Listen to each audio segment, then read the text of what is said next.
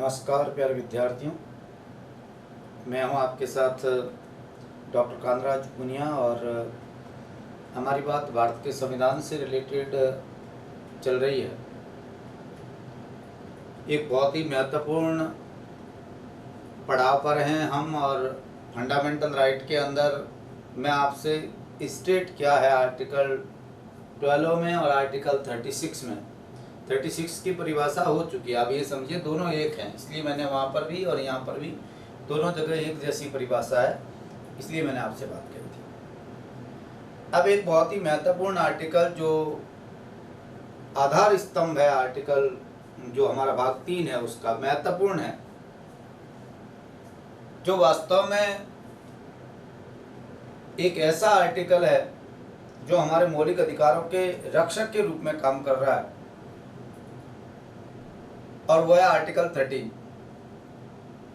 हम इस आर्टिकल 13 को पढ़ें इससे पहले कुछ बातें बहुत क्लियर कर दें, और वो ये है कि हमारे देश के संविधान में क्या ऐसी कोई बात है जो हमारे संविधान की सर्वोच्चता के सिद्धांत की रक्षा करती है, हमारा जो संघीय संतुलन है इसे बनाए रखती है, हमारा जो मौलिक अधिकार है उसकी रक्षा करती है, जो आधारभूत ढांचे को परिभाषित करती है, और यदि उसके विरुद्ध कुछ भी ऐसा होता है, चाहे वह एग्जीक्यूटिव बॉडी द्वारा होता है या लेजिस्लेचर बॉडी द्वारा होता है, तो संविधान के हवाले उसे अवैध, नल एंड वॉइड या शून्य घोषित किया जा सकता, जिस सिद्धांत को हम कहते हैं न्यायिक पुनरावलोकन का सिद्धांत। मैं आर्टिकल 13 की बात अलग करना चाह रहा हूं, क्योंकि इसलिए कि आर्टिकल 13 एक हमारा टॉपिक है, कंटिन्यू टॉपिक है, मगर इसी बीच एक थियरी है जो न्यायिक पुनरावलोकन का सिद्धांत है, इसे हम बहुत अच्छी तरीके से थोड़ा समझ लें। कंपैरेटिव पॉलिटिक्स का हिस्सा भी है ये, वहां भी आपके काम आ जाएगा, और मेरे ख्याल से मैं ये मानता हूं कि समझ रखने वाले प्रत्येक स्टूडेंट के लिए ये एक समझ का काम करेगा, एक सोच का काम करेगा। जो आज तक जुडिशियल रिव्यू की बात कर रहे हैं वो है क्या, वो हिंदुस्तानी आईनी नज़रिए से क्या है, ये तो अपन अगली क्लास में बात करेंगे, मगर हम ये बात करेंगे कि एक थ्योरेटिकल और अदालती नज़रिया जो है वो अदालती नज़रिया किस प्रकार से काम करता है, या न्यायालय का नज़रिया कैसे काम करता है, ये बात हम आज करेंगे। थोड़ा सा मैं बैकग्राउंड में लेना चाहता हूँ इस जुडिशियल रिव्यू को पढ़ने से पहले, न्यायिक पुनरावलोकन के सिद्धांत को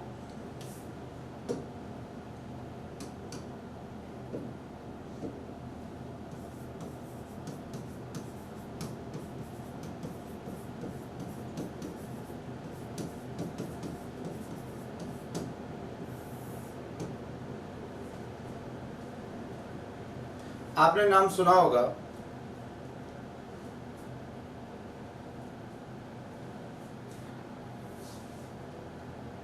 लुई 14 का। इतिहास में और यूरोपीय इतिहास में सबसे लंबे समय तक कोई निरंकुश और स्वेच्छाचारी शासक रहा तो वो लुई 14 रहा, जिसने 72 वर्ष तक शासन किया, 72 वर्ष तक।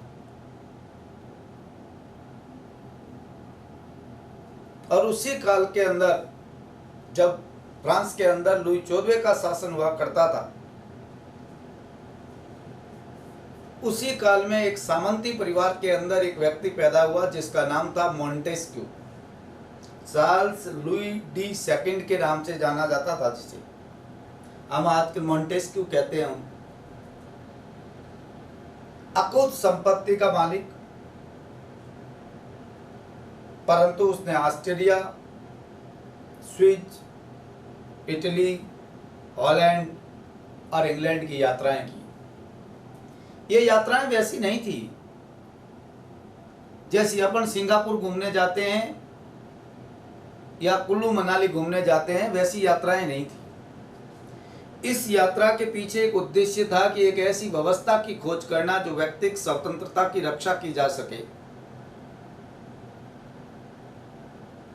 और व्यक्तिगत स्वतंत्रता का मतलब यहाँ यह है कि एक ऐसी स्वतंत्रता जहां पर व्यक्ति कानून के अधीन हो, व्यक्ति व्यक्ति के अधीन नहीं हो। यहाँ व्यक्ति की अधीनता स्वीकार नहीं होनी चाहिए, रूल ऑफ लॉ होना चाहिए, कानूनी स्वतंत्रता होनी चाहिए, व्यक्ति कानून के अधीन रहकर काम करे, ऐसा मतलब ये था। अपनी इच्छा अनुसार काम करे और कानून के अधीन रहते हुए काम करे। 1729 के अंदर जब वो इंग्लैंड के प्रवास पर था, उसी दौरान उन्हें ब्रिटेन की शासन व्यवस्था के बारे में एक बहुत बड़ा भ्रम हुआ और उसी भ्रम को उन्होंने एक पुस्तक लिखी, स्पीच ऑफ लॉज 1748, और उसके अंदर उन्होंने एक ऐसी व्यवस्था की बात कही, राजनीतिक विज्ञान के अंदर एक ऐसे सिद्धांत की बात कही। ये स्पिरिट ऑफ लॉज में आपको बता दूं, एरिस्टोटल के बाद क्रमबद्ध और व्यवस्थित तरीके से लिखी गई पहली पुस्तक है, जो मॉन्टेस्क्यू के आपके मेरे जो क्लासेज हैं वेस्टर्न थॉट की, उसमें आप पढ़ सकते हैं ये कैसे काम करती है। और इसने एक सिद्धांत दिया जिसका नाम था शक्ति पृथक्करण का सिद्धांत। संविधान निर्माण के अंदर सबसे महत्वपूर्ण सिद्धांतों में एक सिद्धांत माना जाता है शक्ति पृथक्करण का सिद्धांत। और इसी शक्ति पृथक्करण के सिद्धांत से अमेरिकी संविधान के निर्माता फेडरलिस्ट मेडिसन बहुत प्रभावित हुए और उन्होंने लिखा कि हम मॉन्टेस्क्यू की आदर्श छाया को से निरंतर प्रेरणा प्राप्त कर रहे हैं और विद्यार्थियों, यही फादर ऑफ अमेरिकन कॉन्स्टिट्यूशन के जो हैं, जो आपको जानकारी के लिए बता रहा हूं, अमेरिकन संविधान सभा के सदस्य भी रहे। उन्होंने जो अमेरिकन स्वतंत्रता का जो अधिकार पत्र था, घोषणा पत्र था, उसको उन्होंने तैयार किया था मेडिसन ने, और अमेरिका के चौथे राष्ट्रपति के रूप में भी निर्वाचित हुए। वास्तव में एक नजर अपन माने, थोड़ी सी चीजें देखें, छोटी सी बात देखें, यहाँ ये पढ़ने से पूर्व थोड़ा सा एक पूर्व नजर देखें कि अमेरिकन कॉन्स्टिट्यूशन ऐसा क्या है जो 1789 के अंदर कॉन्स्टिट्यूशन मार्च के अंदर जो लागू हुआ 4 मार्च को, उसमें ऐसी बात क्या है जो अपने को इस थ्योरी के साथ जोड़ती है। सबसे इंपॉर्टेंट बात है सेपरेशन ऑफ पावर।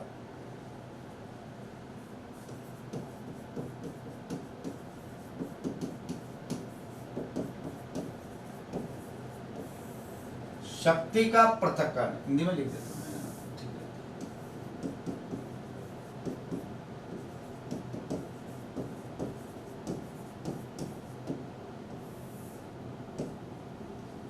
आप और हम सब जानते हैं जो मॉन्टेस्क्यू ने शक्ति पृथक्करण का सिद्धांत दिया, उसका एक व्यवहारिक रूप अमेरिकी संविधान में उतरा और उस व्यवहारिक रूप को हम कहते हैं नियंत्रण और संतुलन का सिद्धांत। नियंत्रण और संतुलन का सिद्धांत शक्ति पृथक्करण के सिद्धांत का प्रैक्टिकल रूप है, जो जनरली अपन जब अमेरिकन कॉन्स्टिट्यूशन की बात करेंगे तब उसके अंदर तो हमारी बात रहेगी, मगर थोड़ी सी यहाँ बात समझ लें कि है क्या।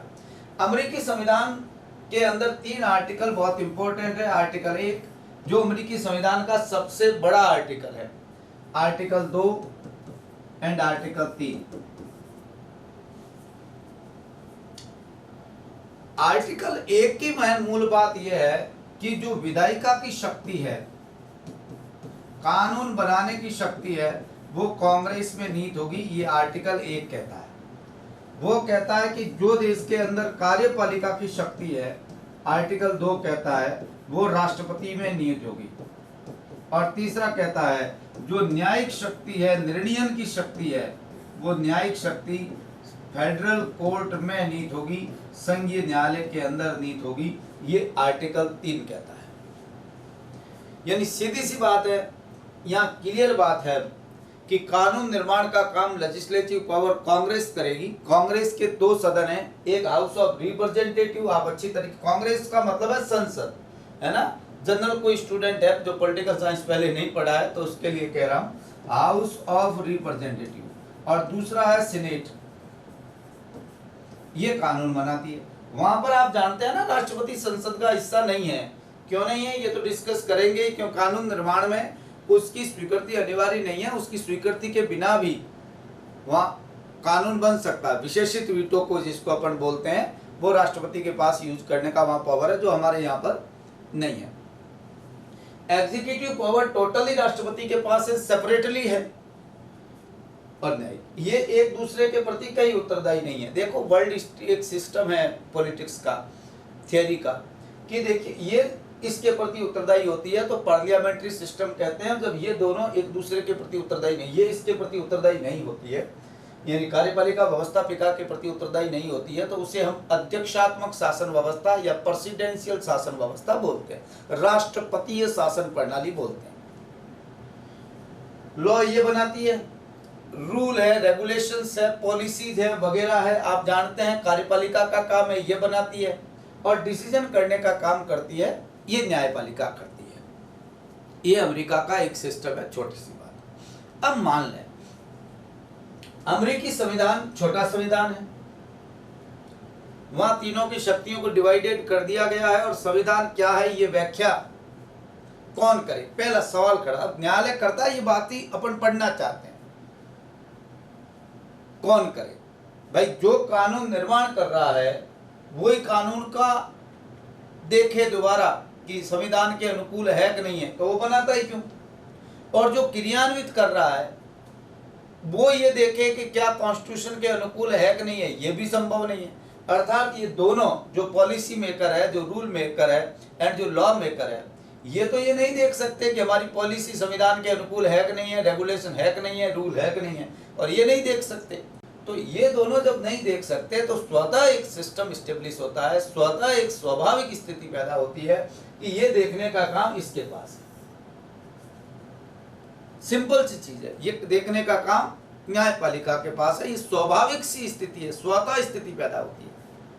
और जब कोई कार्यपालिका का कोई रूल, पॉलिसी, रेगुलेशन या कोई विधायिका का कानून जो संविधान के अनुकूल नहीं है या संवैधानिक व्यवस्था का उल्लंघन करता है, ये डिसाइड कोर्ट करता है, ये न्यायालय करता है। और जब न्यायालय ये डिसाइड करता है तो उस डिसाइड करने के पावर को न्यायिक पुनरावलोकन कहते हैं। और उस समय न्यायालय के पास ये पावर होता है कि यदि कार्यपालिका द्वारा दिया गया आदेश या विधायिका द्वारा पारित किया गया कानून, यदि मान लीजिए इस लॉज को संविधान के अनुकूल नहीं है, तो सीधी सी बात है ये और ये, तो ये जुडिशियल रिव्यू करके उसे नल एंड वॉइड घोषित कर देता है, उसे अवैध घोषित कर देता है। नल एंड वॉइड, शून्य कर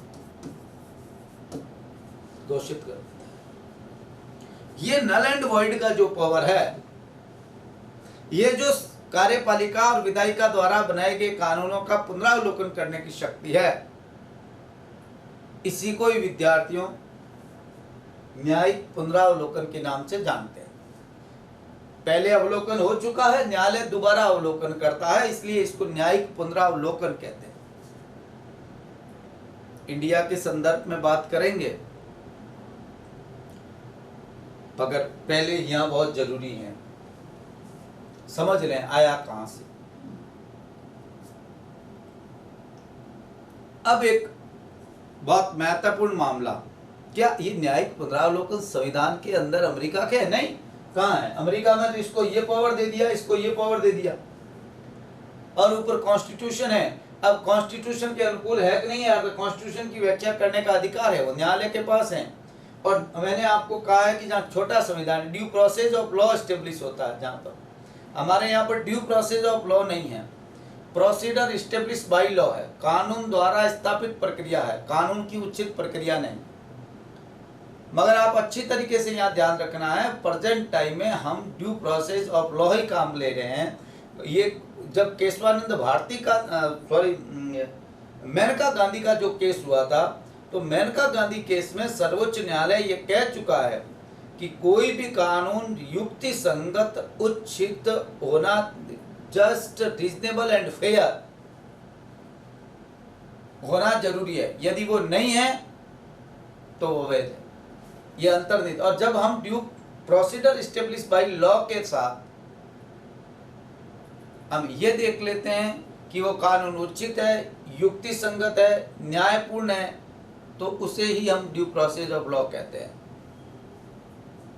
ये बात मैं जब आर्टिकल 21 पढ़ाऊंगा उससे ठीक पहले हम बात करेंगे कि कैसे भारत के संविधान निर्माता डॉक्टर भीमराव अंबेडकर जब अमेरिका गए और उनको वहाँ के संघीय न्यायालय के एसोसिएट प्रोफेसर फ्रैंकफर्ट से मुलाकात हुई और क्या उन्होंने बात कही और वापस आकर उन्होंने कैसे ये सिस्टम आर्टिकल 21 में इस्टेब्लिश किया।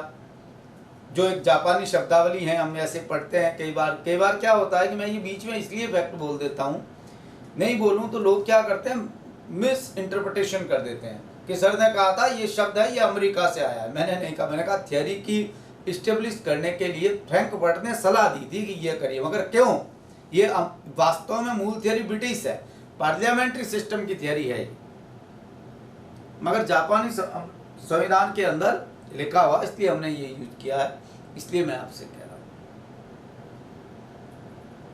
अब अमेरिका में थोड़ी सी बात अपन समझें, एक बहुत महत्वपूर्ण बात, एक महत्वपूर्ण केस है जो आपको यदि याद रहे तो याद रखना है और नहीं रहे तो भी ज़्यादा ऐसी चिंता करने की ज़रूरत नहीं है, मगर कुछ समझ लेना चाहिए कि होता क्या है।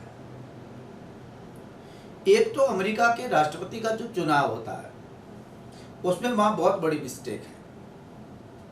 हम कहते हैं भी हमारे संविधान बेहतर नहीं होते, मगर मेरे को कई बार लगता है कि अमेरिका के संविधान हमसे ज़्यादा, अमेरिका के इलेक्शन है वो हमसे ज़्यादा बुरे हैं, क्योंकि वहाँ चुनाव की शुरुआत होती है लीप वर्ष के सितंबर में और विद्यार्थियों लगभग इलेक्टोरल जो कॉलेज है वो नवंबर के दूसरे मंगलवार तक वोटिंग कर चुका होता है और डिसाइड हो चुका होता है नवंबर में कि अमेरिका का अगला राष्ट्रपति कौन होगा। ये तय हो चुका है ना, एकदम क्लियर कट तय हो चुका है कि अगला राष्ट्रपति वहां कौन होगा। मगर वो राष्ट्रपति जो पूर्व है, पहले से जो राष्ट्रपति बना हुआ है, वो 20 जनवरी तक, अगले लीप वर्ष के बाद पड़ने वाले 20 जनवरी, संविधान फिक्स है वहाँ, 20 जनवरी तक वो बना रहेगा। यानी इतने दिन तक जो बीच का टाइम है, नवंबर, दिसंबर और जनवरी का जो टाइम है, इस टाइम के अंदर अमेरिका का जो वर्तमान राष्ट्रपति है, जो हार चुका है, जो लैम डक है, जिसको लैम डक बोलते हैं, यदि वो लैम डक है जो हार चुका है, उसको कोई भी निर्णय, क्यों वो राष्ट्रपति तो है ही, इसलिए 20 जनवरी तक वो कोई भी डिसीजन ले सकता है, कोई भी निर्णय ले सकता है, कोई भी पॉलिसी, कोई भी रेगुलेशन तैयार करके डाल सकता है। अब जब कोई हार जाए और उसे पता है कि पब्लिक वोटिंग कर चुकी है, अगला राष्ट्रपति ये होगा, तो जो वो 3 महीने में जो निर्णय लेगा और खासतौर से अपने लोगों को नियुक्ति करने का जो निर्णय लेगा, भाई मेरे लोगों कम से कम, अब मैं तो चला गया, इन लोगों को कम से कम खुश करके जाऊं जो मेरे हैं, और वो अपने लोगों को आकस्मिक नियुक्तियां ठोकता है जैसे तैसे, जिसको आपको पता है अमेरिका में स्पॉइल सिस्टम कहते हैं। स्पॉइल सिस्टम को अमेरिका के कॉन्स्टिट्यूशन का हिस्सा थोड़ी है, वहां की व्यवस्था ऐसी है कि स्पॉइल सिस्टम पैदा हो जाता है। यदि हमारे यहाँ ऐसा हो तो हम भी हो जाते हैं, मगर हमारे यहाँ ऐसा नहीं है। हमारी नैतिकता, हमारी डेमोक्रेसी कितनी सुदृढ़ है कि जिस दिन कोई हार गया, मान लीजिए चुनाव हुए और चुनाव में ये पार्टी हार गई या ये दल हार गया, तो सीधी सी बात है उसका नेता जो है वो तुरंत त्याग पत्र देता है राष्ट्रपति या राज्यपाल को जाकर कि साहब ये मेरा त्याग पत्र, आप अपनी सरकार को अगली बनाइए। वो कोई डिसीजन नहीं लेता। दूसरी बात आपको पता है, आचार संहिता के बाद एक नैतिक, ये इथिक्स है कि हम कोई ऐसे महत्वपूर्ण निर्णय पॉलिसी से रिलेटेड नहीं लेते, कोई ऐसी घोषणा, कोई ऐसी नई योजना नहीं देते जो वास्तव में लोक लुभावनी हो। और हम केवल ये मानते हैं, देखो एक लोग कहते हैं कि साहब इलेक्शन कमीशन है, मैं बताऊं इलेक्शन कमीशन बनाया किसने? ये हमारी सोच है, ये हमारी डेमोक्रेसी के प्रति हमारी भावना है। भले वो कैसी भी स्थिति में हार रहा हो, मगर वो कभी गलत डिसीजन नहीं लेगा, होगा ठीक है, जनता का जनादेश है, हम स्वीकार करते हैं। मगर अमेरिका में 3 महीने तक उसे जनादेश का उल्लंघन करने का भी मौका मिलता है, क्योंकि जनता दूसरे को चुन चुकी है और वो अभी राष्ट्रपति बना हुआ है। ये बहुत बड़ी प्रॉब्लम है। हम एक ऐसी प्रॉब्लम का डिस्कस करना चाहते हैं और उस प्रॉब्लम से जो वास्तव में एक थ्योरी निकली वो क्या थी। ऐसे स्पॉइल सिस्टम कहने की जरूरत नहीं है। 1883 के अंदर जो पेंडल्टन एक्ट था, उसके बाद में ये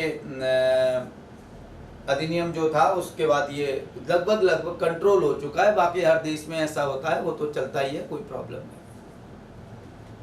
और उस केस का नाम, उस मामला एक बहुत महत्वपूर्ण, जो ऐसी एक घटना, ऐसी एक व्यवस्था जो हुई वास्तव में, जो नहीं होनी चाहिए थी। और मामला है विद्यार्थियों उस समय का 1801 का केस। ऐसे डिसीजन 1803 में सर्वोच्च न्यायालय ने किया, मगर एक 1801 का केस है जिसको हम जोड़ के समझना चाहते हैं। 1803 का 24 फरवरी का एक डिसीजन है अमेरिकी संवैधानिक इतिहास में, जिसे मार्बरी बनाम मेडिसन का विवाद कहते हैं। और इसी मार्बरी बनाम मेडिसन विवाद से ही ये न्यायिक पुनरावलोकन का जन्म हुआ। हम थोड़ा सा समझने की कोशिश करते हैं कि सब मार्बरी बनाम मेडिसन विवाद क्या है। ये बहुत जरूरी सिद्धांत है, ऐसे बहुत सारे हैं, मगर हम क्या है कि कुछ चीजें एक एक करके लेंगे साथ में।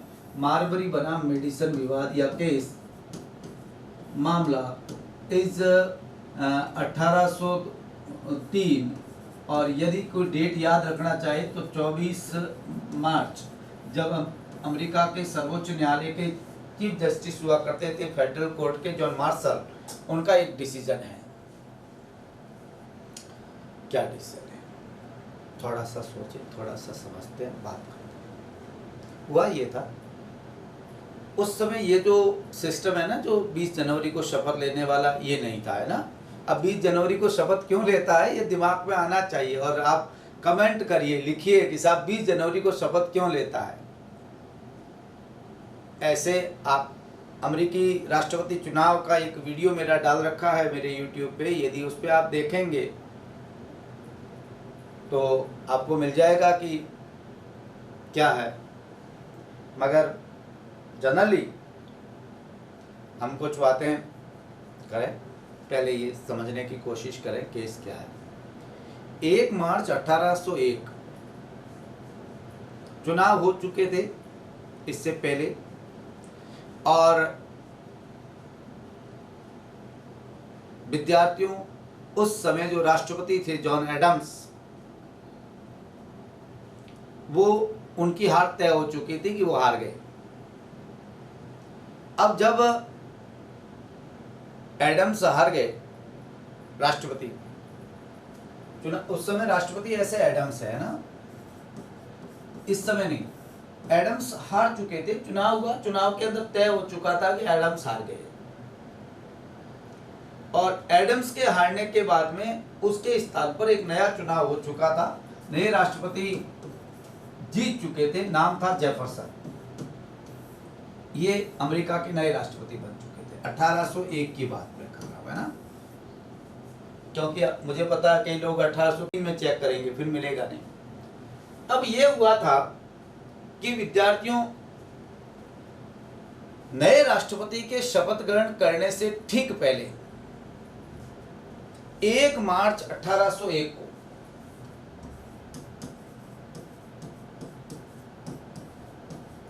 एक लैम डक सत्र बुलाया, कांग्रेस का लैम डक सत्र बुलाया। लैम डक का तो मतलब समझ गए, लंगड़ा। लैम डक का मतलब है हारी हुई, जो सरकार हार चुकी है, जो काम हो चुका है, वो सत्र बुलाए तो उसको एक लैम डक बोलते हैं ना। ये आप जनरली ध्यान रखिएगा, शब्द पॉलिटिकल में यूज होता है लैम डक, और हम पॉलिटिकल साइंस पढ़ रहे हैं।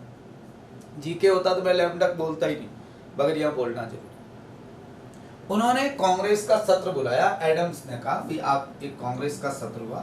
कांग्रेस का मतलब यह है कि वहां पर नियुक्तियों के मामले में स्वीकृति सीनेट देती है, तो कांग्रेस का सदन है सीनेट। कांग्रेस का सत्र हुआ आधी रात को आधी रात को सत्र हुआ, और एडम्स ने फैसला किया कि 16 सर्किट कोर्ट स्टेब्लिश किए जाए, स्थापित किए जाए, और उसके अंदर 42 जज ऑफ पीस नियुक्त किए जाए। ये डिसाइड हुआ, इन्होंने एडम्स ने तय किया 42 जजेस की नियुक्ति की जाए। अमेरिका के अंदर राष्ट्रपति यदि कोई नियुक्तियां करता है तो उस पर सीनेट की स्वीकृति जरूरी है। क्लियर बात है, ये एक सिंपल सी बात है। सीनेट की स्वीकृति, इसको नियंत्रण और संतुलन का सिद्धांत कहते हैं। राष्ट्रपति के पास ये पावर है, मगर यदि उस पर कोई नियुक्ति करता है तो उस पर एक बात है कि सीनेट स्वीकृति नहीं देगी तो वो वैलिड नहीं होगी। नियुक्ति की बात कही, सीनेट के अंदर इनका बहुमत था पार्टी का, फेडरलिस्ट पार्टी का, क्योंकि उस समय एक पार्टी चलती थी फेडरलिस्ट और दूसरी चलती थी anti federalist. Anti federalist party को डेमोक्रेटिक रिपब्लिकन पार्टी कहते हैं। उसका बाद में विभाजित हुआ और एक बन गई डेमोक्रेटिक पार्टी और एक बन गई रिपब्लिकन पार्टी। प्रेजेंट टाइम में अमेरिका में दो पार्टियां हैं, एक रिपब्लिकन पार्टी और एक डेमोक्रेटिक पार्टी, यानी federalist and anti federalist. Adams federalist थे और जेफरसन एंटी फेडरलिस्ट थे। ये मैं आपको सिंपल बात, मतलब एक पार्टी के नाम के हिसाब से कहें तो ये पार्टी नियुक्ति कर, ये जो भी नियुक्तियां हो रही थी, ये जो प्रोसेस है, ये एक लॉ के अंदर है। एग्जीक्यूटिव पावर कार्यपालिका के पास है, ये आर्टिकल 2 है, मगर ये नियुक्तियां जो न्यायिक नियुक्तियां हैं, पीस ऑफ कोर्ट स्टेब्लिश करना है, ये जो काम है ये पूरा का पूरा एक कानून के तहत होता है। और वहां एक कानून बना हुआ है जिसका नाम है न्यायपालिका।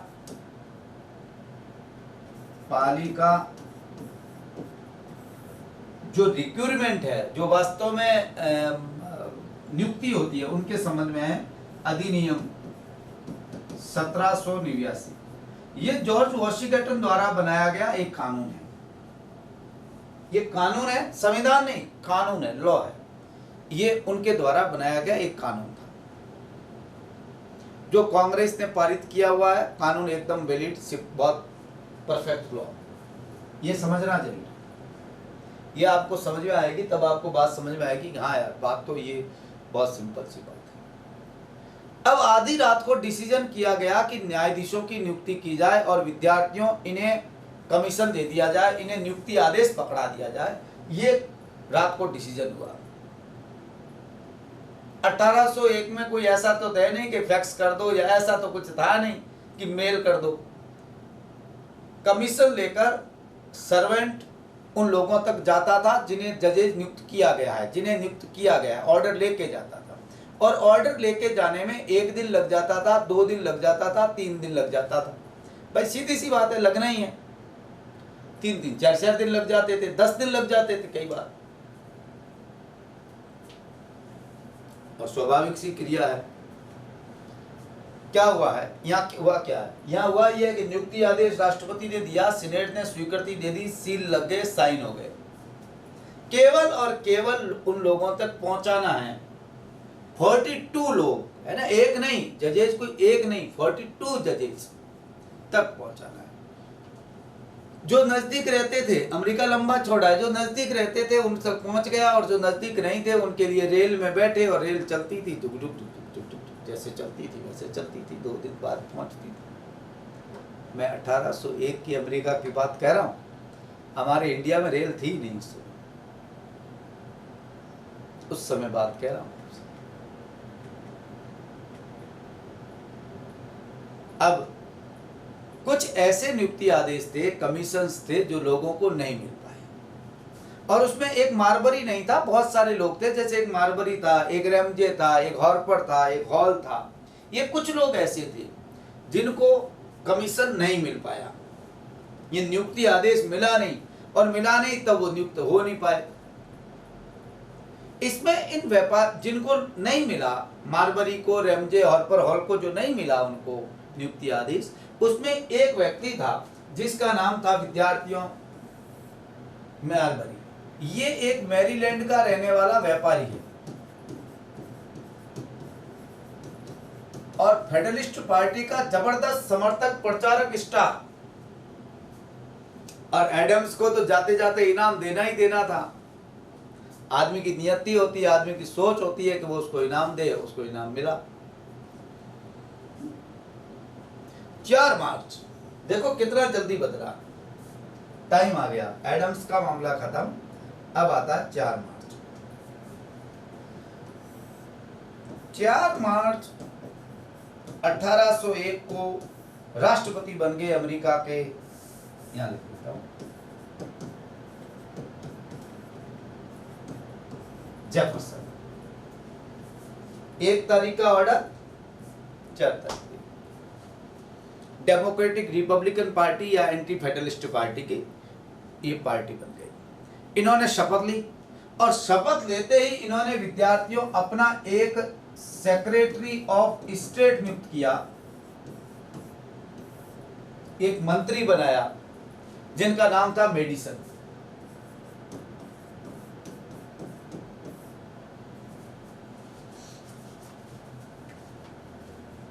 मेडिसन नियुक्ति बनते ही जेफरसन ने इन्हें आदेश दिया, अपने सेक्रेटरी ऑफ स्टेट को यह निर्देश दिया कि जिन्हें कमीशन नहीं मिला है उन्हें कमीशन रोक दिया जाए, उनको शून्य करार दे दिया जाए, उन्हें नल एंड वॉइड बना दिया जाए, उनको नियुक्ति नहीं दी जाए। और विद्यार्थियों जब मेडिसन बने तो मेडिसन तुरंत ही उन्होंने, जो मंत्री थे, मिनिस्टर है, सेक्रेटरी, आप समझ रहे हैं ना, वहां पर आपको पता हेड ऑफ डिपार्टमेंट होते हैं, वहां मिनिस्टर नहीं होते, क्योंकि वहां आप अच्छी तरीके जानते हैं राष्ट्रपति के प्रसाद पर्यंत रहते हैं, वो कांग्रेस के सदस्य नहीं होते, राष्ट्रपति अपनी मर्जी से बनाता है मंत्री, हेड ऑफ डिपार्टमेंट की तरह काम करते हैं, वो विशेषज्ञ भी होते हैं अपने विभागों के। ये अमेरिका में अच्छी बात मान लो या जो भी बात मान लो, ये बात है, वहां सब कुछ है, वो राष्ट्रपति है, इसलिए दुनिया का सबसे ताकतवर व्यक्ति अमेरिका का राष्ट्रपति कहलाता है, क्योंकि वही प्रधानमंत्री, वही राष्ट्रपति, वही मंत्री, वही सब कुछ है। अब वह ये कि जो मैंने आपको कहा, जिन लोगों को नियुक्ति आदेश मिलने चाहिए थे और नियुक्ति आदेश देकर वो नियुक्त होते, इससे पहले ही जेफरसन का एक आदेश आ गया मेडिसन का कि इन्हें नियुक्ति नहीं दी जाए, जो कोर्ट गठित किए गए हैं उन्हें हम निरस्त करते हैं।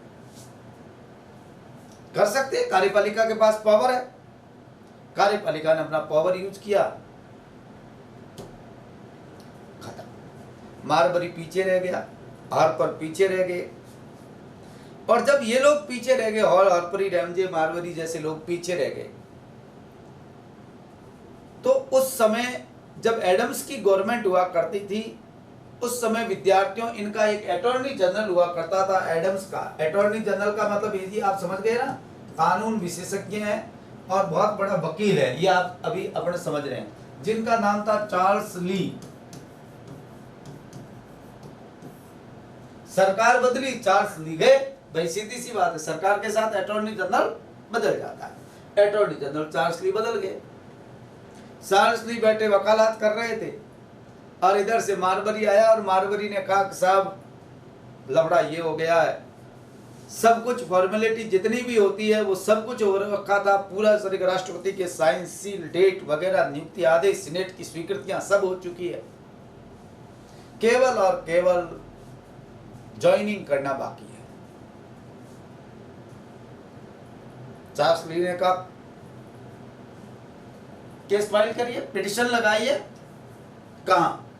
तो उन्होंने कहा सुप्रीम कोर्ट में ठोकिए, क्योंकि सीधी सी बात है, राष्ट्रपति के आदेश का उल्लंघन है, सरकार कर रही है, आप सुप्रीम कोर्ट में पिटिशन लगाइए। उन्होंने कहा साहब पिटिशन लगाने का पावर कौन देगा, कैसे लगाएं पिटिशन? तो उन्होंने कहा एक कानून की एक धारा थी, इस कानून में एक धारा है जिसका नाम है 30, सेक्शन 30। सेक्शन 13 ये आदेश, ये पावर देता कि सरकार द्वारा दिए गए आदेश का यदि पालना नहीं होती है तो उसे आदेश पालन के लिए परमा आदेश रिट जारी की जा सकती है, मैंडेमस जारी की जा सकती है, परमा आदेश।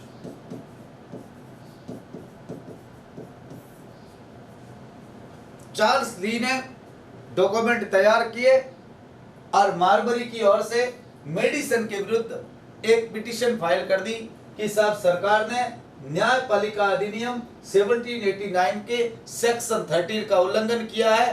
पूर्व में केवल और केवल औपचारिकता बाकी थी, नियुक्ति बाकी थी राष्ट्रपति द्वारा। राष्ट्रपति भले ही आदमी गया है, राष्ट्रपति तो राष्ट्रपति था उस समय, तो उसके किए गए कार्य वैलिड है, अर्थात राष्ट्रपति द्वारा जो काम किया गया था, नियुक्ति आदेश था जिस पर सीनेट की स्वीकृति थी, सील लगी हुई, साइन ठोका हुआ, नियुक्ति नहीं करवा रहे हैं, दैट प्रॉब्लम, ये इस व्यक्ति के अधिकारों का हनन है, अर्थात इस पर आप सरकार को आदेश दें कि परमादेश दें, मैंडेमस दें कि इन्हें नियुक्ति दी जाए, ये बात जाकर फाइल कर दी। समझ गए आप मेरी बात से? ये पिटिशन का आधार ये बनाया गया, ऐसे फाइल हुई फाइल, और वकील बन गए चार्ल्स ली, जो उसी पार्टी के थे, एडम्स की पार्टी के थे। अब मामला जब सुप्रीम कोर्ट में गया तो सुप्रीम कोर्ट कैसा था, ये समझने की बात है। देखो ये मामला मैं इतना धीरे क्यों समझा रहा हूं कि आप यहाँ समझ गए तो आपकी समझ, अंडरस्टैंडिंग पैदा हो जाएगी, आपको लगने लग जाएगा कि हाँ बड़ा ऐसे जाता है। नहीं तो क्या है कि एक केस हुआ था मारबरी बना मेडिसिन, लोगों को यही पता नहीं है मारबरी कौन था, मेडिसिन कौन था, कईयों को यही पता नहीं किस फाइल कैसे हुआ था। अब उस समय फेडरल कोर्ट जो था, अमेरिका का जो संघीय न्यायालय था, उसके अंदर विद्यार्थियों 6 जज थे। संघीय न्यायालय में पिटीशन आ चुकी है ना, इट्स ओके। यहाँ पर 6 जजेस थे, 5 + 1। मुख्य न्यायमूर्ति हुआ करते थे जॉन मार्शल, जो चीफ जस्टिस हुआ करते थे, सीजेआई हुआ करते थे उस समय अमेरिका के सर्वोच्च न्यायालय के अंदर। और इनकी नियुक्ति, ये एक मैं आपको बहुत इंपॉर्टेंट बात बताऊं, जॉन मार्शल साहब जो हैं, ये विद्यार्थियों पहले सेक्रेटरी ऑफ स्टेट रह चुके हैं, किसके? एडम्स के। और इनकी नियुक्ति एडम्स द्वारा की गई, और वो आदमी एडम्स का है। अब आप समझ रहे हैं कि गड़बड़। चार्ल्स ली को कॉन्फिडेंस था कि सर्वोच्च न्यायालय में आदमी अपना ही है ना, तो एक ही। दूसरा एक और ये जज थे जिनका नाम था अल्फ्रेड मूर।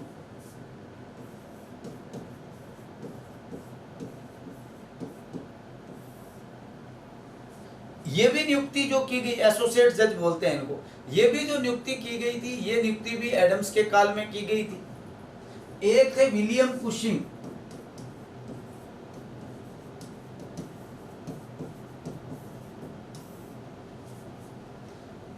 एक थे पैटरसन, एक थे चेंज, एक थे वॉशिंगटन।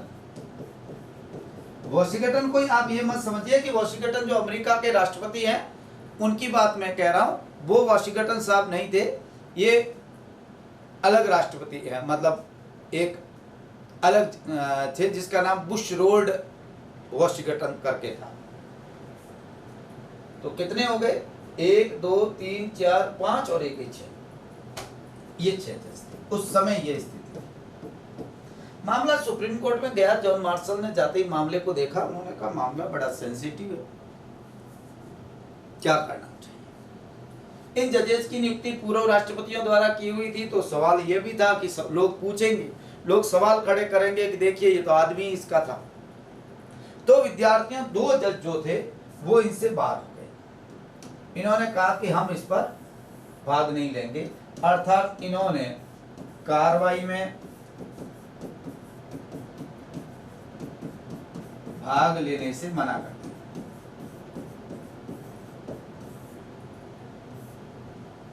अब पीछे रहे 4 जज। सुनवाई कितने कर रहे हैं? 4 जज।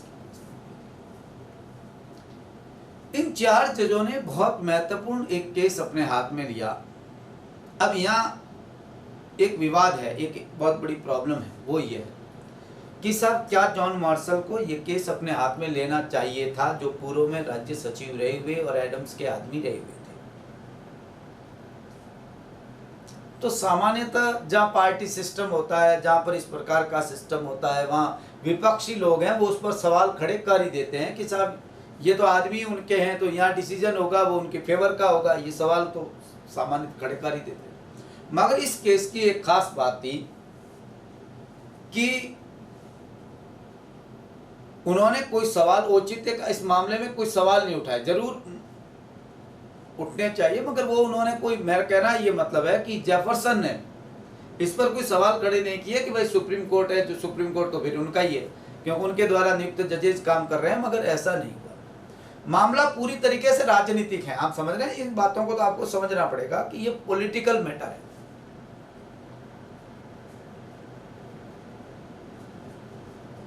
अब मारवारी का अपना कार्यकाल लगभग आधा निपटा चुका, सॉरी जेफरसन अपना आधा कार्यकाल निपटा चुके थे। 1801 की बात है, 2-3 पर आ गए, आप समझिए फिर निपटना ही है। मार्शल ने एक डिसाइड किया, सोचा कि यदि इस केस को अपन नहीं लेंगे, यदि इस दुविधा को अपन नहीं पहचानेंगे, तो अमेरिकन संवैधानिक इतिहास में हम कभी माफ नहीं होंगे। यदि मैं कोई आदेश दे भी दूंगा, मैंडेमस आदेश जारी कर भी दूंगा, मार्शल ने कहा, तो जेफरसन उसे कार्यपालिका को क्रियान्वित करना है और कार्यपालिका उसे क्रियान्वित करने से मना कर देगी कि मैं तो नहीं करती, क्यों क्रियान्वयन का काम तो कार्यपालिका के पास है, सेपरेशन ऑफ पावर है वहां पर, और अदालत उसे लागू कर नहीं सकती।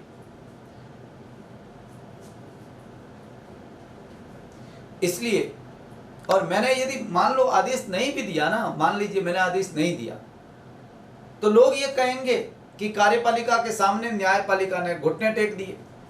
अब दोनों जगह मामला फंसा हुआ है। मार्शल ने इस मामले को बड़ा विशिष्टता से लिया, बड़ा तकनीकी आधार बनाया। उन्होंने कहा इस मामले को तकनीकी आधार पर निपटाया जाए, आदर्श मामले के रूप में लिया जाए, आइडियल मामले के रूप में लिया जाए, और बुनियादी सवाल खड़े किए जाए कि वास्तव में है क्या। विद्यार्थियों, सुनवाई हो रही है अब इस पर 1801 में आते आते। मारवारी ने 3 सवाल खड़े किए, और सॉरी मार्शल ने इस पर 3 प्रश्न पूछे चार्ल्स ली से कि सर आप ये बताइए, देख पूछने क्लियर है, आप ये बताइए कि मारवारी को क्या आयोग प्राप्त करने का अधिकार था,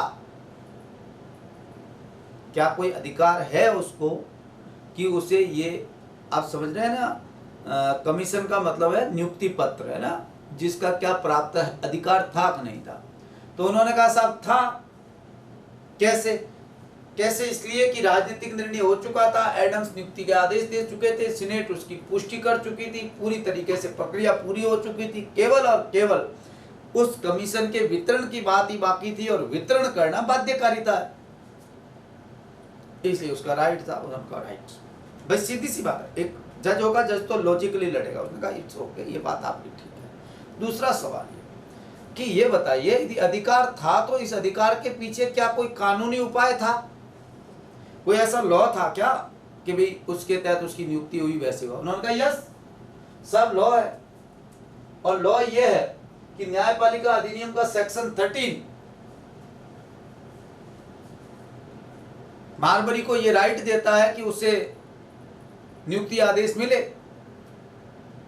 क्यों देता है? क्योंकि जिसकी नियुक्ति की गई है उसका एक परिणामी अधिकार है कि उसे नियुक्ति आदेश भी मिले और नियुक्ति दी जाए, ये उसका परिणामी अधिकार है, अर्थात उसके मिलनी चाहिए।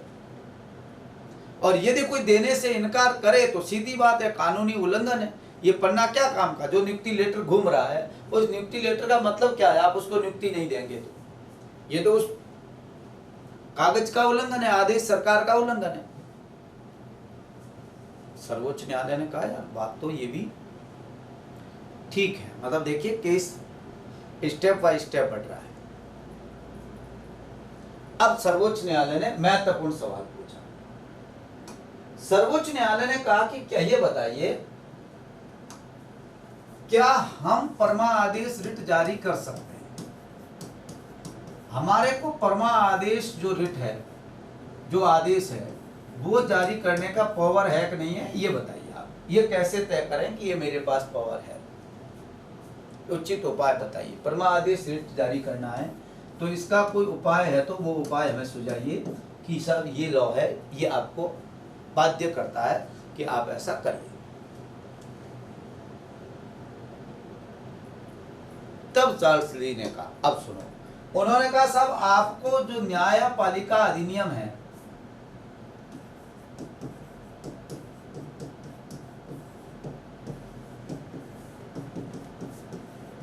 इसका जो सेक्शन 13 है,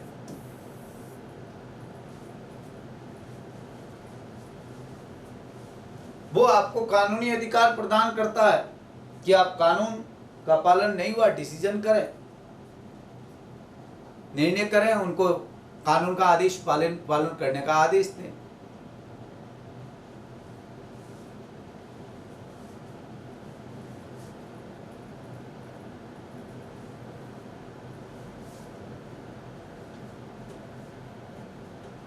अब एक सवाल खड़ा कि ये कानून है, क्या अमेरिकन कॉन्स्टिट्यूशन इस बात को कहता है? अब एक सवाल सुनिए मेरी बात, थोड़ा सा यहाँ वापस बैक में जाएंगे, थोड़ा सा बैक होना बीच में जरूरी हो जाता है। जो यूएस का कॉन्स्टिट्यूशन है, उस कॉन्स्टिट्यूशन का जो सेक्शन 3 है, जो न्यायपालिका से रिलेटेड है ना, जुडिशरी से रिलेटेड है, उसका एक सब सेक्शन है 2, जिसमें वहां के फेडरल कोर्ट की मौलिक अधिकारिता का वर्णन है। एक होती है मौलिक अधिकारिता, एक होती है अपीलीय अधिकारिता। एक अपील करके जा सकते हैं, एक मौलिक अधिकारिता से जा सकते हैं, जिसमें उसके मौलिक अधिकारिता का मतलब है सीधे को सुप्रीम कोर्ट में आप जाएं, सर्वोच्च न्यायालय उस पर आदेश जारी करता है, ये अधिकारिता दी हुई है। मूल अधिकारिता कह सकते हैं, मौलिक अधिकारिता कह सकते हैं। मूल का मतलब है उसी की है, सर्वोच्च न्यायालय ही उस पर डिसीजन करेगा। जैसे हमारे यहाँ पर है ना, 2 राज्यों के बीच का विवाद है, संघ राज्यों के बीच का विधिक मामला है, तो सुप्रीम कोर्ट में जाएगा। वैसे तो ऐसा ये उसमें मौलिक अधिकारिता की बात कहता है। इसमें एक बात लिखी हुई है कि यदि मामला राजदूतों से रिलेटेड है तो सर्वोच्च न्यायालय उस पर डिसीजन करेगा, या फिर लोक मंत्रियों से रिलेटेड है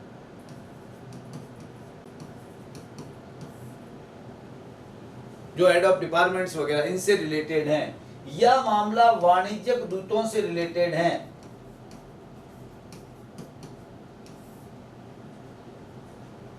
या किसी मामले में एक पक्ष राज्य है,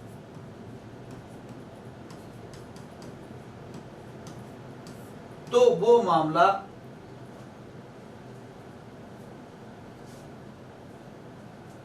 सीधा आएगा सर्वोच्च न्यायालय में, और सर्वोच्च न्यायालय इस मामले में अपील कर सकता है, आदेश दे सकता है। सीधी सी बात है ये यहाँ, और ये फिक्स है। उन्होंने कहा, सर्वोच्च न्यायालय ने कहा ये तो इस आर्टिकल 3 में ये साफ लिखा हुआ है। अब मार्शल ने कहा कि ये कहाँ लिखा हुआ है कि कोई व्यक्ति को नियुक्ति आदेश नहीं मिले तो वो भी कार्यपालिका के विरुद्ध कोर्ट में जा सकता है, ये बताइए आप। उन्होंने कहा, साहब ये तो यहां लिखा हुआ है। सर्वोच्च न्यायालय ने कहा, ये बता, ये बड़ा है या ये बड़ा है? बड़ा क्या है? कानून है, मगर इसमें जो सर्वोच्च कानून है वो कानून कौन सा है? सर्वोच्च कानून यह है, उच्चतम कानून यह है, कानूनों का मानक यह है। तो जब कोई कानूनों का मानक ही सर्वोच्च कानून के मानक का कोई कानून उल्लंघन करे तो कानून गलत हुआ या वो कानूनों का मानक गलत हुआ।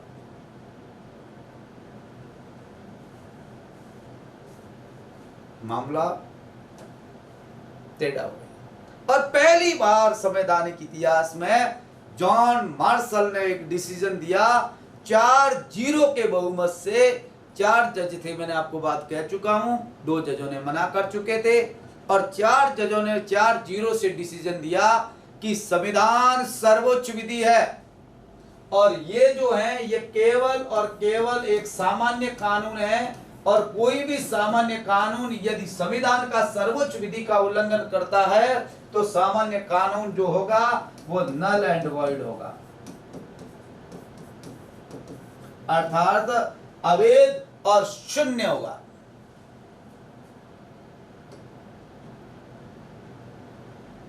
इससे क्या हुआ? इससे एक सिद्धांत निकल रहा है, इससे एक बहुत महत्वपूर्ण थ्योरी इस्टेब्लिश हो रही है और वो थ्योरी ये इस्टेब्लिश हो रही है विद्यार्थियों कि कोई भी सामान्य कानून यदि संविधान का उल्लंघन करता है तो सर्वोच्च न्यायालय उसे अवैध घोषित कर देता है, और इसी को ही कहते हैं न्यायिक पुनरावलोकन। ये सर्वोच्च न्यायालय के निर्णय से पैदा हुआ अमेरिका के अंदर पहली बार।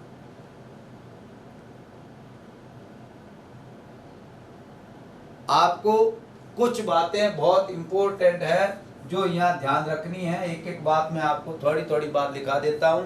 पहली बात तो ये ध्यान रखनी है कि जुडिशियल रिव्यू का अमेरिका के संविधान में कोई उपबंध नहीं है। संविधान में उपबंध नहीं है, बल्कि ये न्यायिक निर्णय से पनपा है। ये न्यायिक निर्णय से उद्गम हुआ है, न्यायिक निर्णय का परिणाम है। ये न्यायपालिका ने संविधान का निर्वचन करके, व्याख्या करके प्राप्त की गई, स्वयं धारण की गई शक्ति है। अमेरिका में ना, अमेरिका में संविधान के निर्वचन से, संविधान की व्याख्या से स्वयं धारण की गई एक शक्ति है, न्यायिक निर्णय से पनपा है, और उस निर्णय का नाम है मार्बरी बनाम मेडिसन का मामला। इसमें बहुत इंपॉर्टेंट बात कही, संविधान सर्वोच्च विधि है,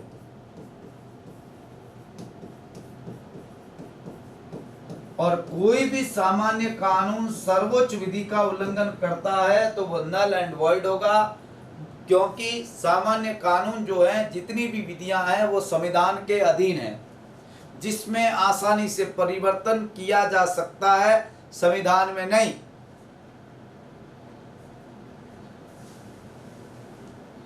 और मैं आपको बता दूं, जिन भी देशों के पास एक रिटन डॉक्यूमेंट के रूप में, लिखित दस्तावेज के रूप में संविधान है या लिखित संविधान है, निसंदेह रूप से ये धारणा है कि संविधान देश की मूल और सर्वोच्च विधि है। ये हम भी मानते हैं और बाकी देश भी मानते हैं, जिसमें कोई किसी बात की प्रॉब्लम है ही नहीं।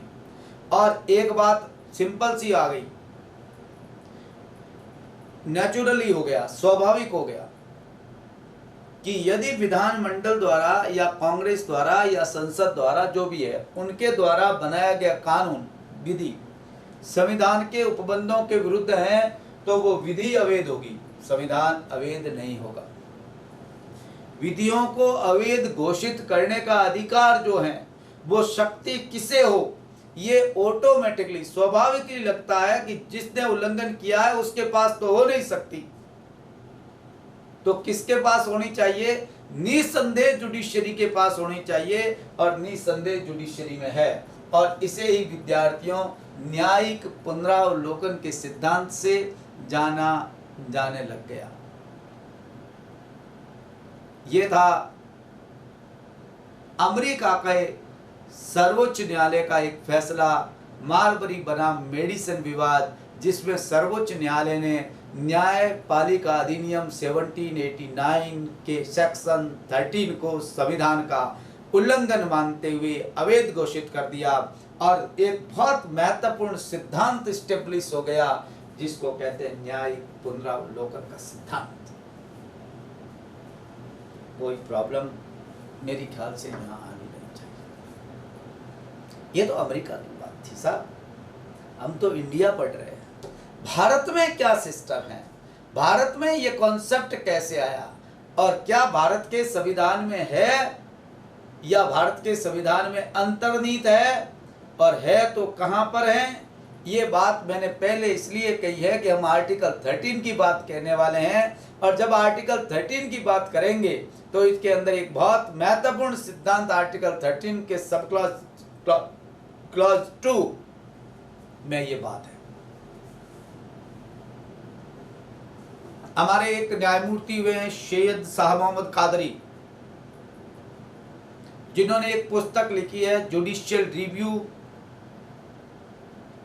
ऑफ एडमिनिस्ट्रेटिव एक्शन, 2001 की बहुत महत्वपूर्ण किताब है। और उन्होंने कहा है, उसमें लिखा है उन्होंने कि विधायी अधिनियमों का एक कार्य, विधायी अधिनियमों व कार्यपालिका के आदेशों की संवैधानिकता की जांच जो है वास्तव में वो न्यायिक पुनरावलोकन। हमारे देश के अंदर विद्यार्थियों ये जो इंडियन जुडिशरी जिनका अवलोकन करती है उसमें 3 बातें बहुत, एक तो हम ये देखते हैं कि जो कॉन्स्टिट्यूशनल अमेंडमेंट होते हैं उनका भी न्यायिक पुनरावलोकन होता है, क्योंकि मान लीजिए कोई ऐसा कॉन्स्टिट्यूशनल अमेंडमेंट हुआ है जो संविधान के आधारभूत ढांचे का उल्लंघन करता है, तो संविधान का पैर है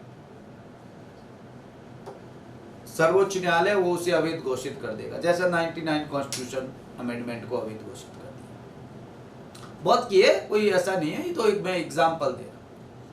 और दूसरा जो लेजिस्लेटिव लॉ है, जो विधायिका का कानून है, जो पार्लियामेंट का कानून है, उस समय वो ये देखता है सर्वोच्च न्यायालय कि क्या संविधान की सर्वोच्चता जो है वो कायम है कि नहीं है, क्या व्यक्ति के मौलिक अधिकारों का उल्लंघन किया गया है या नहीं किया गया है, और इस बात की जांच करता है कि क्या जो संघीय संतुलन है वो बना हुआ है।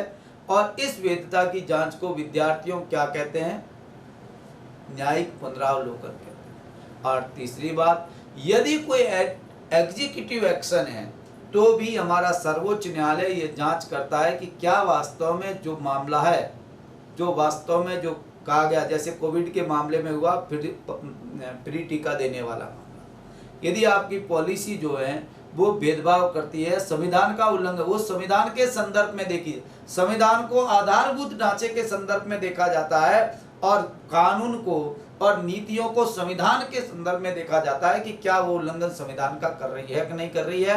ये विद्यार्थियों बहुत महत्वपूर्ण है, आप अच्छी तरीके से जानिए और पढ़िए। मैं आपसे आगे बहुत इंपॉर्टेंट बात करूंगा हमारे संविधान से रिलेटेड कि भारत के संविधान के अंदर किस प्रकार से संवैधानिक प्रावधान है, और मैं सबसे पहले बात करूंगा वो आर्टिकल 13 के क्लॉज, जो 4 क्लॉज है 1, 2, 3, 4, जो मैं आपसे बात करूंगा। मैं आपसे लेता हूं विदाई। मेरे ख्याल से न्यायिक पुनरावलोकन का उद्गम कैसे हुआ ये बात आप समझ गए होंगे। एक अमेरिका के न्यायालय का निर्णय मैं आपसे बात कर रहा था, और आगे जो क्लासेज में हमारी जो बातें जब रहेगी तब मैं ये बात दोबारा नहीं करूंगा। ध्यान रखें, अमेरिका का कॉन्स्टिट्यूशन के समय भी नहीं करूंगा, क्योंकि यह बात हो चुकी है। हर चीज को मुझे पेपर, मैं ये नहीं समझता हूं कि अलग अलग 4-5 पेपर होंगे। सीधी सी बात है, आपको पेपर एक ही है, उसमें आपकी यदि समझ बढ़िया बन गई तो कोई सवाल आ जाए आप उसको कर लो। ये मेरी सोच है। मैं आपसे लेता हूं विदाई और बहुत बहुत धन्यवाद।